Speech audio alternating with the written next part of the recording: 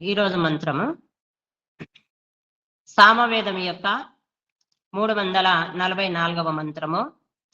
మంత్రం యొక్క ఋషి రాహుగణో గౌతమః, దేవత ఇంద్రః, ఛందః అనుష్ఠుః, స్వరః గాంధారః.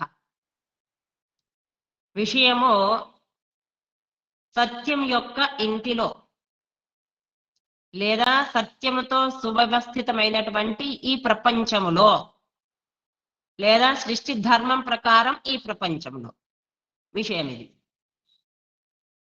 మంత్రము ఓం ఇమమింద్రస్తుతం పిబా జ్యేష్ఠమమర్త్యం మదం శుక్రస్య త్వాభక్షరంధారా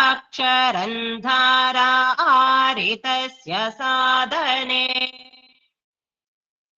పదచ్ఛేదము ఇమం ఇంద్ర సుతం పిబ జ్యేష్ఠం అమర్త్యం అమర్త్యం మదం శుక్రస్య త్వా అభి అక్షరన్ ధారాః రితస్య సాధనే. ఇక్కడ ఈ మంత్రంలో విషయాన్ని మనము ఎంతగా అర్థం చేసుకుంటే అంతగా ఉంటుంది. ఎన్ని రకాలుగా చెప్పుకుంటే అన్ని రకాలుగా ఉంటుంది. ఇక్కడ 3 రకాలుగా కూడా చెప్పుకోవచ్చు. జీవుని గురించి అనగా మానవుల లోపల పరమాత్మ గురించి మరియు గురువు, తన గురించి పరమాత్మ గురించి గురువు అంటే ఏ రకంగా ఉండాలి, ఏ ఇంటిలో, ఇల్లు అనగా ఇక్కడ తన సొంత ఇల్లు కావచ్చు, ప్రపంచం అనేటువంటి ఇల్లు, అదే విధంగా గురువు గారి ఇల్లు ఎలా ఉండాలి. ఈ తన ఇల్లు ఏంటి? శరీరం. తన ఇల్లు అంటే ఏదో మనం నిర్మించుకున్నది కాదు. ఈ శరీరం అనేటువంటి ఇల్లు ఏదైతుందో ఇందులో లేదా గురువు గారి ఇంట్లో లేదా గురువు గారి ఇల్లు ఏంటి?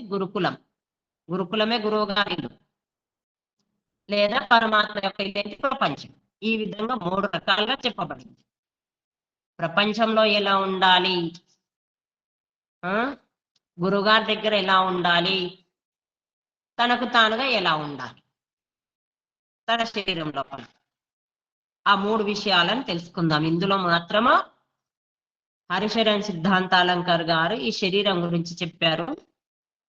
దానిని తెలుసుకున్నాక మనము పరమాత్మ ఇల్లు మరియు గురువు గారి ఇల్లు ఏంటో తెలుసుకుందాము.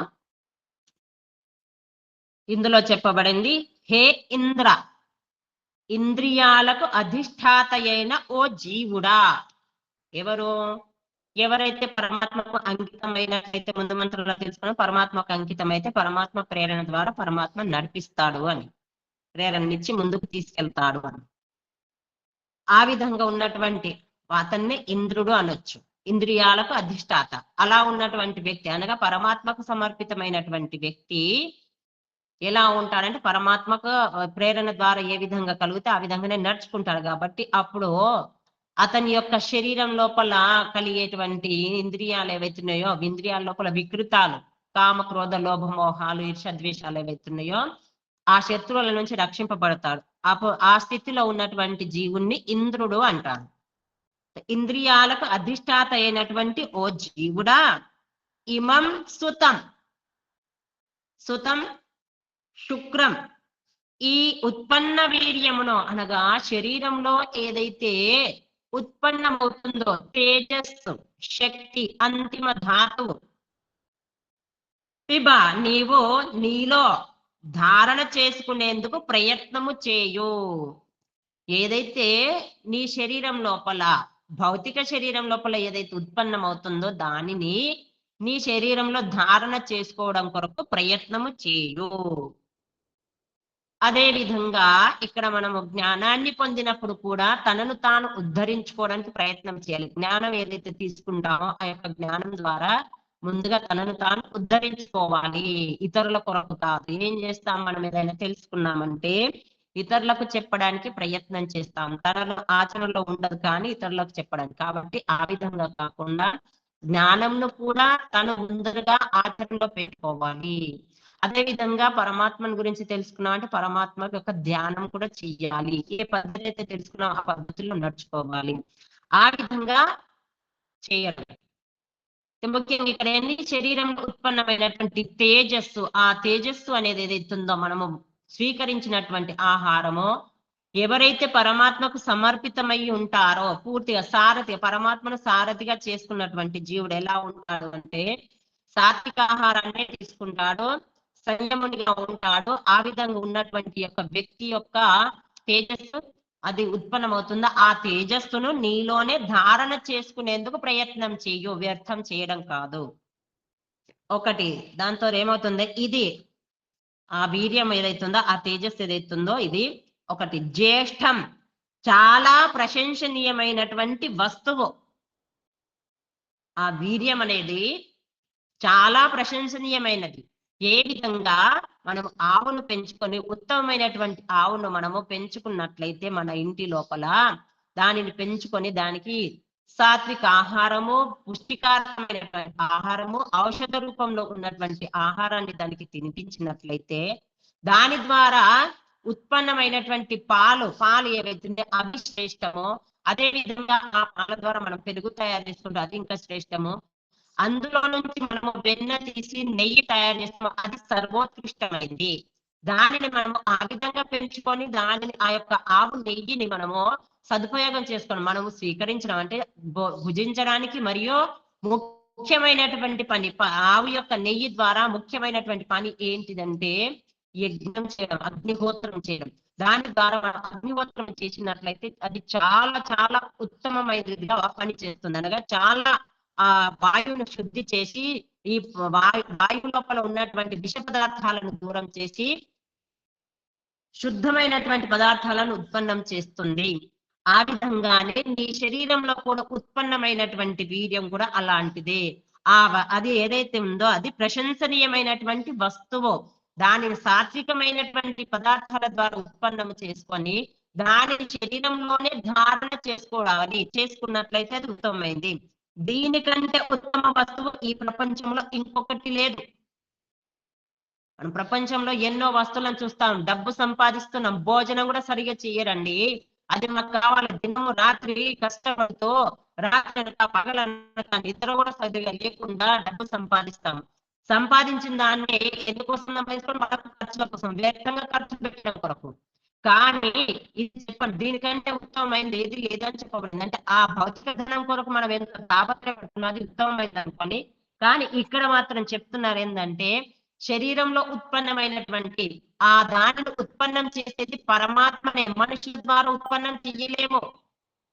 ఏదైతే పదార్థం కూడా ఆహార పదార్థాలను కూడా పరమాత్మనే ఉత్పన్నం చేస్తున్నాడు. ఆ పదార్థాలను మనం ఉత్పన్నం చేయట్లేదు. కేవలం విత్తనాలను మనం భూమిలో వేస్తున్నాం, విత్తనాలను భూమిలో వేసి దానికి నీటిని అందిస్తున్నాం. కానీ వాటి నుంచి ఆ విత్తనాల నుంచి మొలకెత్తేటువంటి శక్తి, మొలకెత్తింప చేసేటువంటి శక్తి పరమాత్మకే ఉన్నది. ఆ పరమాత్మ ద్వారానే మొలకెత్తింపబడుతుంది మరియు దానికి ఫలాలను కూడా ఇచ్చేది పరమాత్మనే. కాబట్టి ఒకే భూమిలో పక్క పక్కన అదొక విత్తనం వేరు వేరు విత్తనాలు వేస్తే ఏ విత్తనం వేస్తున్నామో అదే పంట వస్తుంది. దాని ద్వారా మరి అందులో తయారు చేసినటువంటి పదార్థాలు ఏదో తినయోగ్యమైనటువంటి మనకు భుజించే యోగ్యమైనటువంటి ఫలాలను ఇస్తుంది.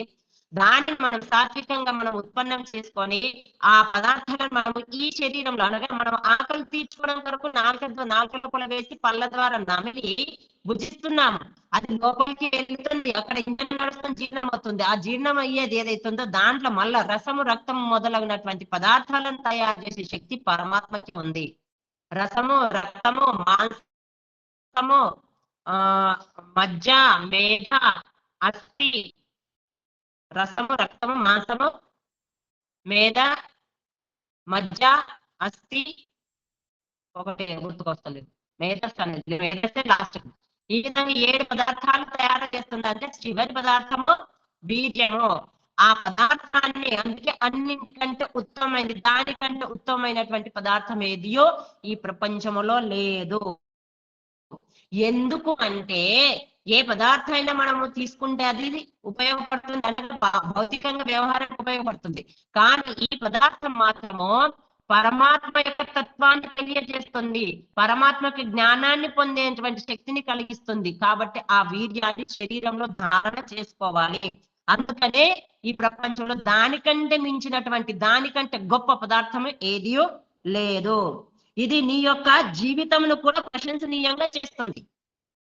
ఆ వీర్యం ఏం చేస్తుంది? నీ జీవితాన్ని కూడా ప్రశంసనీయంగా చేస్తుంది. అనగా శరీరంలో ధారణ చేసుకున్నట్లయితే శరీరము దృఢంగా, బలంగా, పుష్టిగా తయారవుతుంది. అదే విధంగా ఇంద్రియాలు కూడా బలంగా తయారవుతాయి. అదే విధంగా బుద్ధి ఏదైతుందో మనసు పవిత్రం అవుతుంది, బుద్ధి కూడా తీవ్రమయ్యి పరమాత్మ జ్ఞానాన్ని తెలుసుకునేటువంటి శక్తి వస్తుంది. కాబట్టి అది అందుకే ఉత్తమమైంది. అది శరీరం లోపల ధారణ చేసుకున్నట్లయితే నీవు కూడా ప్రశంసనీయంగా అవుతావు, నీ శరీరం కూడా ప్రశంసనీయంగా అవుతుంది, పూర్తిగా ఆకర్షణీయంగా తేజవంతంగా అవుతుంది. అదే విధంగా జ్ఞానాన్ని పొందితే నీవు కూడా ప్రశంసనీయంగా అవుతావు. రెండవది అమర్త్యం. దీనితో అమర్త్యం. వాయిస్ కట్ కట్ అవుతుంది చూడు మాతాజీ, ఏమన్నా వైఫై ఏమన్నా ఆన్ అయిందేమో చూడేసుకోండి మాతాజీ, ఛాన్సేపు అయి.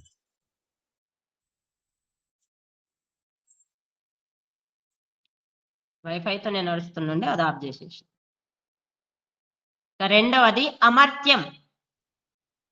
దీనితో నీవు అమరత్వంను పొందుతావు. ఏదైతే ఉందో తేజస్సు, వీర్యము, ఆ దాని ద్వారా నీవు అమరత్వాన్ని పొందుతావు. మరణం బిందు పాతేన జీవనం బిందు ధారణాత్.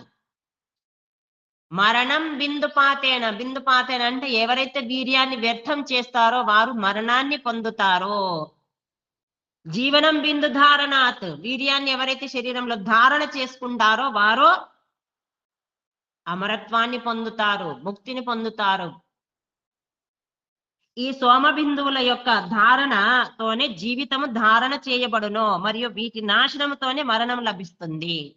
సోమ బిందువులు, సోమకణాలు అంటారు. సోమం అనగా అమృతం. సోమకణాలు ఎక్కడైనా లభిస్తున్నాయి అంటే అక్కడ పరిగెత్తుతారు తీసుకోవడం, మేము ఇంకా జీవించాలి అని. కానీ అది తెలియదు. ఏ విధంగా అయితే జింక తన నాభిలో, హిరణ్య అంటే జింకనే, తన నాభి అందున్నటువంటి ఏదైతే సుగంధం ఉందో దానిని కస్తూరి అంటారా, ఆ కస్తూరి యొక్క సుగంధాన్ని తన దగ్గరనే ఉన్నదని తెలియక ఆ వాసన కొరకు, ఆ సుగంధం కొరకు ఎక్కడో ఉందని పరిగెత్తుతూ ఉంటది. ఆ విధంగా తనలో ఉన్నటువంటి, తననందే ఉత్పన్నం చేసినటువంటి పరంపిత పరమాత్మ ద్వారా తన శరీరం లోపలనే ఉత్పన్నమైనటువంటి సోమకణాలను తన యందు ధారణ చేసుకుంటే అమరుడవుతాడు, అమరత్వాన్ని చెందుతాడు.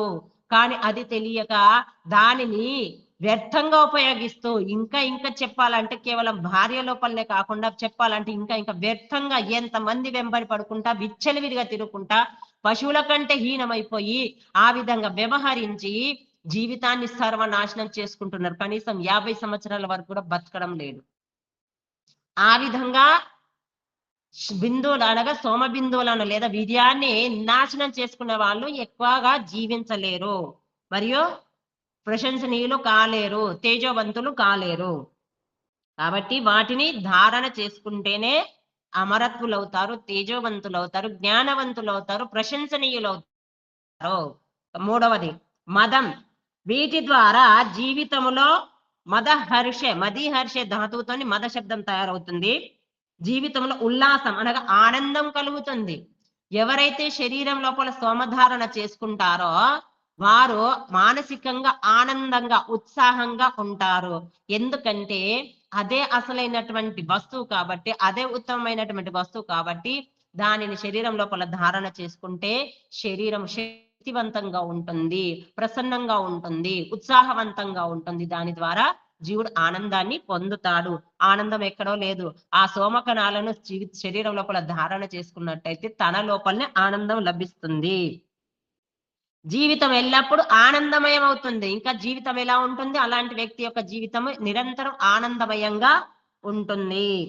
పరమాత్మ చెప్పుచున్నారు, త్వా నీవు శుక్రస్య ఈ పవిత్రము లేదా ప్రకాశవంతము మరియు స్ఫూర్తిమయమైనటువంటి సోమం యొక్క ధారణ చేసే లేదా ధరించే శక్తిలో రితస్య సాధనే, సత్యస్థానంలో అనగా సువ్యవస్థమైనటువంటి స్థానంలో అభ్యక్షరన్ పడగొట్టు లేదా చేర్చు.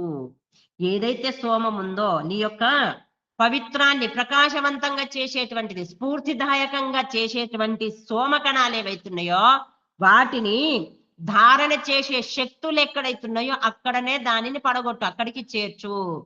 అనగా ధారణ చేసేటువంటి శక్తులు ఎక్కడో కాదు, ఈ శరీరం లోపలనే ఉన్నాయి. అవే చక్రాలు అంటాం కదా, అష్టచక్ర నవద్వార. ఆ చక్రాలను అనగా వాటిని తేజవంతంగా చేస్తూ జాగృతం చేసుకుంటూ వెళ్ళినట్లయితే అది ఆ విధంగా పై వరకు వెళ్తుంది.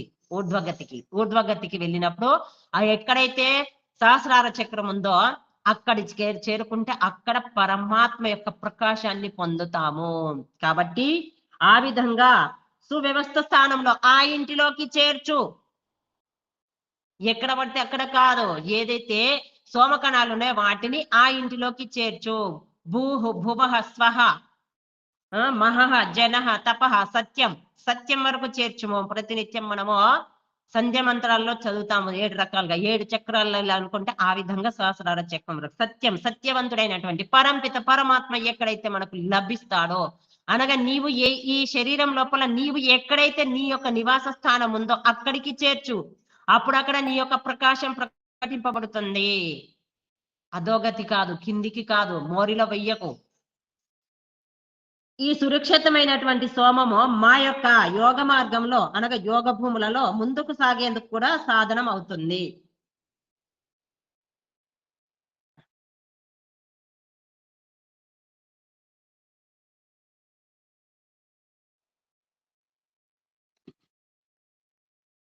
యోగ భూముల్లో కూడా ముందుకు సాగేందుకు సాధనం అవుతుంది. ఈ యోగ భూములందు ఇంకా ముందుకు సాగుతూ మేము సప్తమ భూమికలో 7వ భూమిలో చేరుకుంటాము.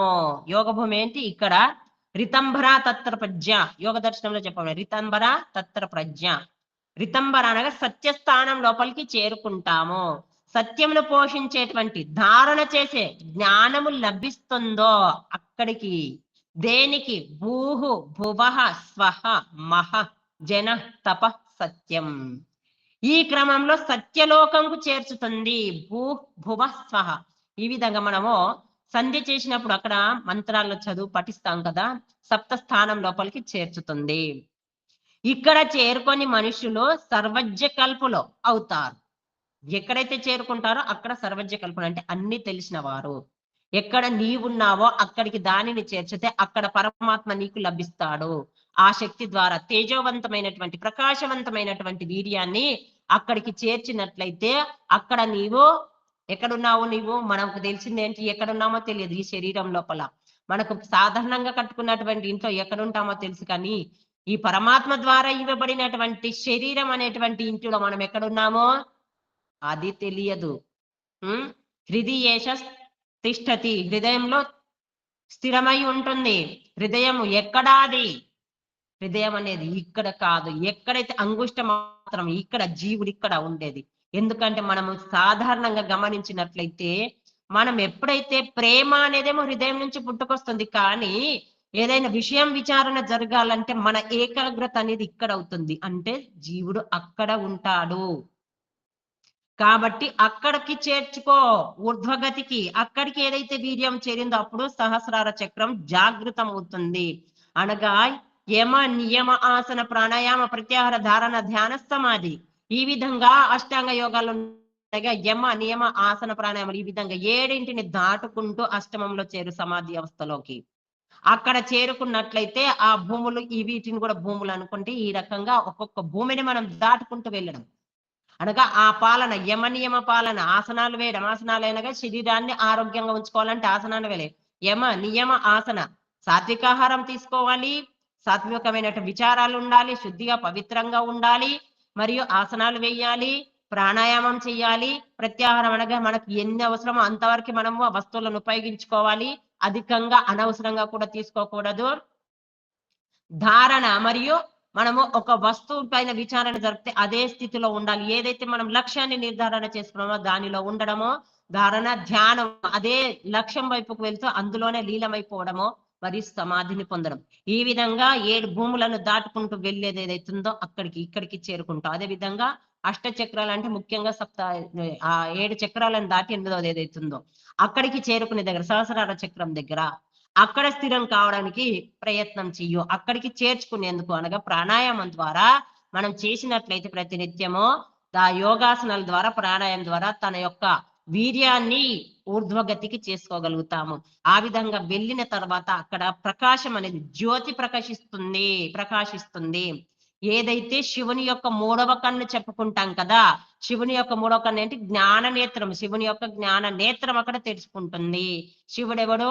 జీవుడు శివుడు, శుభాన్ని కోరుకునేవాడు, శుభాన్ని చేసేవాడు. పరంపిత పరమాత్మ శివుడు, శుభాన్ని కలిగించేవాడు. ఆ రెండు కలిసేటువంటి స్థానం అనగా జీవుడు ఎక్కడైతున్నాడో అక్కడనే పరమాత్మ ఉన్నాడు. ఆ రెండింటి యోగం ఎక్కడైతే జరుగుతుందో అక్కడి వరకు నువ్వు నీ యొక్క ఆ పవిత్రమైనటువంటి శక్తిని ఊర్ధ్వగతికి, సోమకణాలను ఊర్ధ్వగతికి చేసినట్లయితే అక్కడ జ్యోతి ప్రకాశించి నీకు జ్ఞానము కలుగుతుంది. సర్వజ్ఞ కల్పుడు అనగా అన్ని తెలుసుకున్న వాడవు అవుతావు. అనగా నీ శక్తి ఎంత ఉందో, నీ శక్తికి ఎంత అవసరమో జ్ఞానం అంత తెలుసుకున్న వాడవు అవుతావు. సోమరక్షణ ద్వారా మేము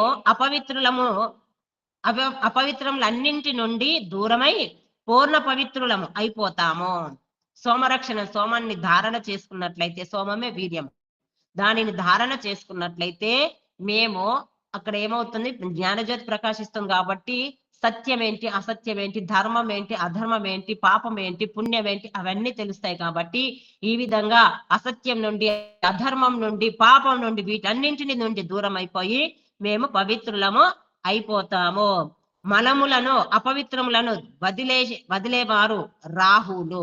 ఈ విధంగా మలాలను దూరం చేసుకునేవారు, అపవిత్రతను దూరం చేసుకునేవారే రాహు అనబడతారు. త్యాగం చేసిన వాళ్ళు వేటిని? అధర్మం మొదలైనటువంటి పాపాచరణలకు తోసుకు వెళ్ళేటువంటి వ్యవహారాలు ఏవైతున్నాయో వాటి నుండి దూరమైన వారు, పాప ఆలోచనల నుండి, ఈర్ష ద్వేషాదుల నుండి, వీటన్నింటి నుండి దూరమైనటువంటి వారు అనగా వాటిని దూరం చేసుకున్న వారు, వాటిని వదిలిపెట్టిన వారు, వాటిని త్యాగం చేసిన వారు, వారే రాహులు అనబడతారు. వారిలో కూడా ఊర్ధ్వంగా లెక్కించబడేవారు రాహు గనులు. ఎవరైతే రాహులు ఉన్నారో అనగా త్యాగులు ఉన్నారో వారిలో కూడా ఇంకా ఉత్తమంగా చెప్పుకునే వారు ఎవరైతే వారిని రాహు గనులు అంటారు. నిర్మలురు అయ్యి అత్యంత పవిత్రమైనటువంటి ఇంద్రియాలు కలిగిన వారైనందున అతడు గౌతముడు. నిర్మలుడయ్యి, పవిత్రుడయ్యి, మలరహితమైనటువంటి వ్యక్తి ఎవరైతున్నారో అతడు అత్యంత పవిత్రమైనటువంటి ఇంద్రియాలు కలవాడవుతాడో ఆ విధంగా అవ్వడం వలన అతడు గౌతముడు. అనగా రాహు గౌతముడు అనగా పూర్తిగా మలాలనన్నింటినీ దూరం చేసేసుకొని, మరియు ఎవరైతే ఊర్ధ్వగతిలో ఉన్నారో వారిలో లెక్కింపబడేవారో వారిని రాహుగణులు అంటారో, అదే విధంగా అపవిత్రం నుంచి దూరమై పూర్తిగా పవిత్రులైనటువంటి వారు, పూర్తిగా నిర్మలురైనటువంటి వారు, మలరహితులైనటువంటి వారు ఎవరైతున్నారో వారు అత్యంత పవిత్రమైనటువంటి ఇంద్రియాలను పొందుతారు. కాబట్టి వారిని గౌతములు అంటారు. గో అనగా ఇంద్రియాలు, తమ్ముడు, ఉత్తమమైనటువంటి ఇంద్రియాలు కలవాడు గౌతముడు. భావార్థము: సోమరక్షణ ద్వారా మేము ఐహిక అనగా భౌతిక జీవితంను పవిత్రము, దీర్ఘంగా మరియు ఉల్లాసవంతంగా అనగా ఆనందమయంగా చేసుకోవాలి. ఏం చేయాలి? సోమరక్షణ ద్వారా ఏం చేసుకోవాలి? మా యొక్క జీవితాన్ని పవిత్రం చేసుకోవాలి, దీర్ఘాయుష్ను చేసుకోవాలి, మరియు జీవితాన్ని ఆనందమయంగా చేసుకోవాలి. పారమార్థిక దృష్టికోణంతో సత్యలోకంలో చేరుకునే వారం అవ్వాలి. పారమార్థిక అనగా పరలోకం వరకు చేరుకునే వాళ్ళం అవ్వాలి. అనగా పరమాత్మ యొక్క దృష్టికోణంతో చూసినట్లయితే సత్యలోకం అనగా పరమాత్మ లోకంలో. సత్యలోకం ఎక్కడుంది? సన్మార్గంలో నడుచుకునేవారు, పరమాత్మ నిరంతరం పరమాత్మలో ఉండి సన్మార్గంలో నడుచుకునే వారే సత్యలోకాన్ని చేరుకున్నట్టు. ఆ విధంగా మేము సత్యలోకంలో చేరుకునే వారము అవ్వాలి. అర్థమైందా? ఇంద్ర, ఇక్కడ పరమాత్మ కూడా ఇంద్ర అనేటువంటి శబ్దం వస్తుంది. పరమాత్మను కూడా ఇంద్రుడు అంటారు. అనగా ఆధ్యాత్మిక సంపత్తిని ఇచ్చేటువంటి ఆధ్యాత్మిక సంపత్తి అనేటువంటి పరమ ఐశ్వర్యం కలిగినటువంటి ఆ ఐశ్వర్యాన్ని ఇచ్చేటువంటి ఓ పరమాత్మ, నీవో ఇమము ఈ జ్యేష్టము అతిశయమైనటువంటి ప్రశంసనీయమైనటువంటి అమర్త్యం దివ్యమైన మదము స్తుతులకు అనగా స్తోతలు ఎవరైతే స్తోతలకు ఆనందాన్ని ఇచ్చేటువంటి సుతం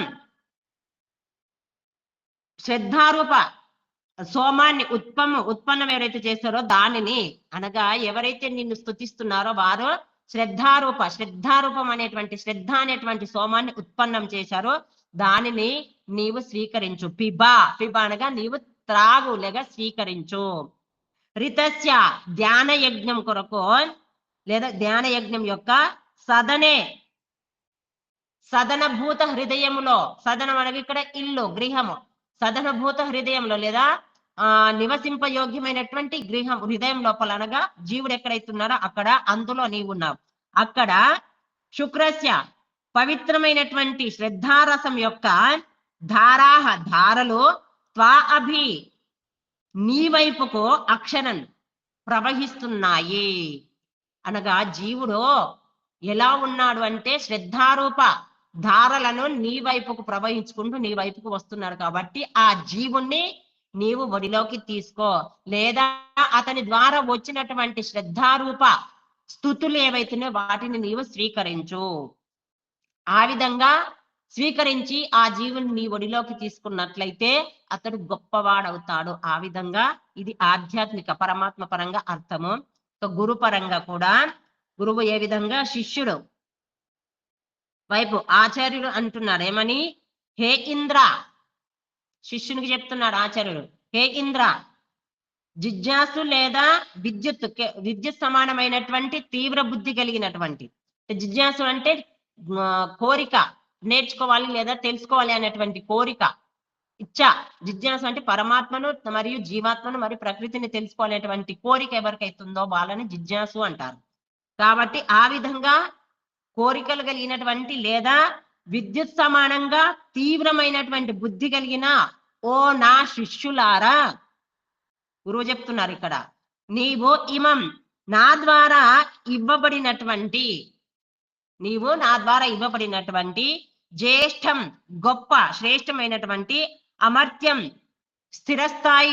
స్థిరంగా ఉండేటువంటి మదం తృప్తిప్రదమైనటువంటి సుతం